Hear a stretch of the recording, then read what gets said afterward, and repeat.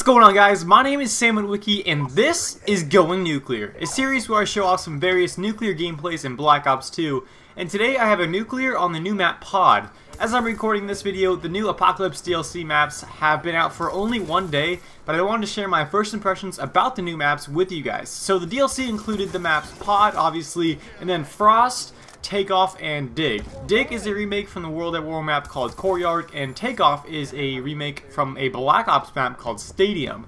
So far, Pod and Takeoff are my favorites, and I think these two are going to be the best for getting nuclears out of the four.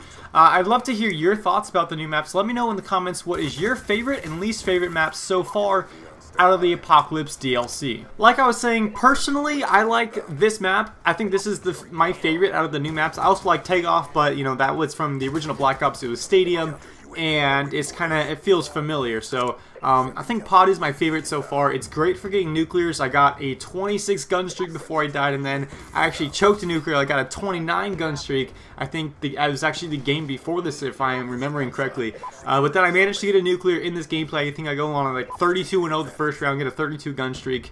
And then I actually let the enemies kill me at the start of the next round because I'm thinking, okay, I got a nuclear in the first round. Let's see if I can get a second nuclear, go for the double nuclear in the second round. And that just did not happen because the enemies kind of backed out. I think we were stuck with like 2 enemies for the majority of the game after this first round, which is unfortunate. That's going to happen a lot, especially with the new apps come out. As you can see in this gameplay, I'm rocking the standard UAV, counter UAV, VSATs. Pretty much I run this and or UAV, VSAT, and EMP. That's pretty much the only 2 sets of score streaks I run these days unless I'm playing free-for-all, just because everyone seems to rage quit at the first sign of even like an attack helicopter. But yeah, I run non-lethals pretty much all the time now in Black Ops 2. And then I wanted to mention a couple things about the class setup in this video. This class, it's very, very fun. LSAT is obviously really good. It's got the silencer on there. It also has lightweight because in Domination, for whatever reason, the spawns were flipping like crazy. Probably because I had a pretty good team. We were putting up lots of VSATs. So, you know, we tried to obviously keep a spawn trap going, but we had a random on the team. So whether it's because the random was flipping the spawns or just because we were killing them too fast or whatever it may be, it seemed like the spawns were kind of more sensitive, or maybe it's just that we didn't really know what the limits were on how far you could push up or, you know, go into their spawn, things like that. So I decided to throw on lightweight just so I can move around the map a little bit faster. On top of that, I have fast hands where I would usually have scavenger for a class like this. Just because I felt like it'd be better for me to pick up a primary gun off the ground so that I can, you know, switch back and forth between very fast as opposed to having scavenger. Because unlike a demolition game mode where I can get a nice, safe, easy reload, just kind of move back from the spawn trap and take my time and get a reload, the spawns can be tricky, especially on this map. I actually do like the spawns on this map, but it does take a few games to get used to.